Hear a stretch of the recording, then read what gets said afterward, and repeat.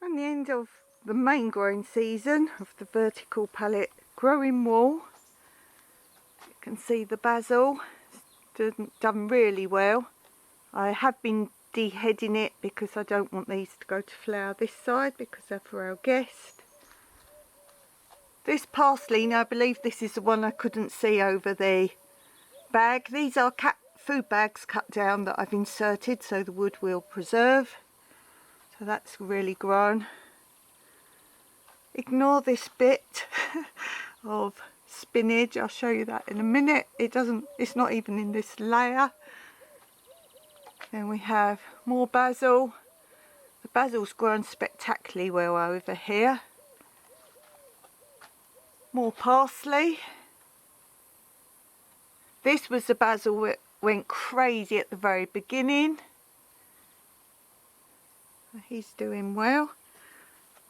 The next row, I didn't plant anything in either end of this row. Now this is the Malabar spinach. All my Malabar spinach comes from the mother plant that I've showed you in my hugel bed. I've exhausted it. It's had too many babies, but now I can take from all of these. Look how big the leaves are, and these are the small leaves. I've been harvesting this like crazy.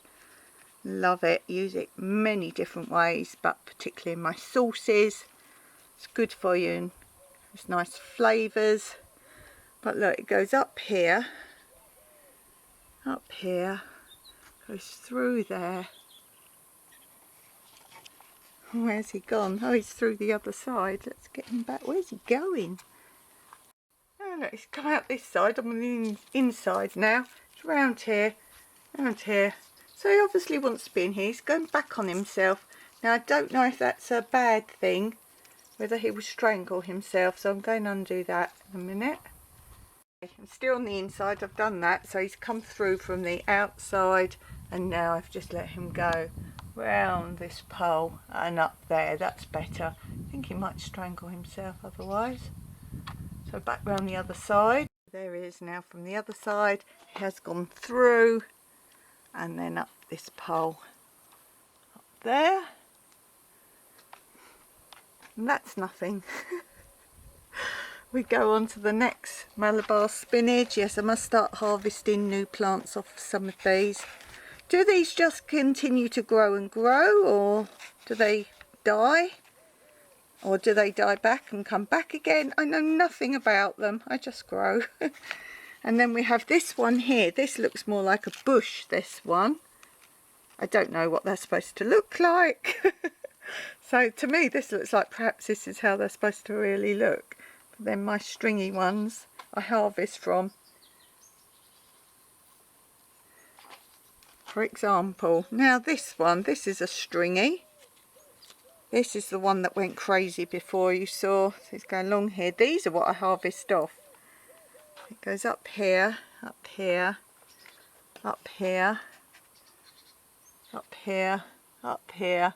Goes round the pole, and then he's coming back again here. So someone's going to tell me this is wrong. You shouldn't let them go stringy. And I'm not sure about these buds they have. Can you harvest seeds from these? This must be where the seeds come. Some of you are confused and think I'm a gardener. I know nothing. I just learn as I go. So if anyone can tell me about these, I would be very grateful. As I say, to me this looks like what they should really look like. But these are what I've been harvesting off of. I've been cutting off bits off the top as they get stringy. I don't normally let them get this stringy. And they seem to they root. I just put them in a jar of water and they root. So yes, to me this looks like these might be seeds. Who knows? Someone tell me. So here we have purslane. Now I've never had seeds of purslane. This just grows naturally everywhere here. You won't see any land without purslane at all. And you can just pick the leaves off and add them to salads or cook with them. So there's tons of that in the garden, but there just happens to be one growing in my compost. And then here we have another Malabar spinach. And something else random in the back here, probably a weed, who knows. And now here we harvested a lot of radish. I was leaving the rest for guests, but obviously they didn't all get eaten. So now these are in flower, and I know you get the pods. Here's some pods coming. And anyone who doesn't know, you have to let these dry out on the plant, don't pick them, and then they go crispy brown, and then the seeds are inside. Now you can eat the seeds, the seed pods. You just pop out the seeds and eat them. It's not worth growing them for that, although they taste quite nice, because you don't get many in a pod. If anything, then use the seeds. I am doing these radish for seeds now because they got left, and I don't like to come and take things while we have people here, so they can have them all. So they did all get left. We had a few before the guests came.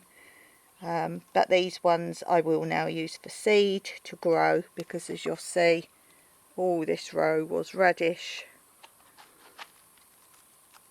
And they've all gone to seed, which is good because it's going to bring the bees over to this area. And it looks quite pretty, I must say. Radish flowers do look pretty. And if you know anything about flowers, you will know it's different meanings of how many petals flowers have. But that's all in my wildflower playlist, all about identifying different flowers. So yes, there's more pods here. There's going to be a lot of seeds, so that's good. Won't have to get any more radish seeds. These are pretty when they're pink. Very pretty. So it makes something attractive to look at anyway. As I say, all this row, there's lots of pods here. But I did oversow this area because, as I say, we had lots of radish and I'd still left plenty for guests. So those, and then the bottom, I did have a lot of the lettuce, but same scenario, I wanted to leave some for guests and it didn't all get used. So now these are going to seed. If you don't know, they go to these yellow flowers, leave them on the plant, they will go dark brown like they're dead, and then the seeds are in that. And you can put a brown paper bag over it and shake them, or just let them fall into an area if you've got a big bed. So these are all going to become yellow flowers. This is the start before they become yellow flowers, lettuce. Here's a good example. This is just before their yellow flowers, and here is the yellow flowers starting.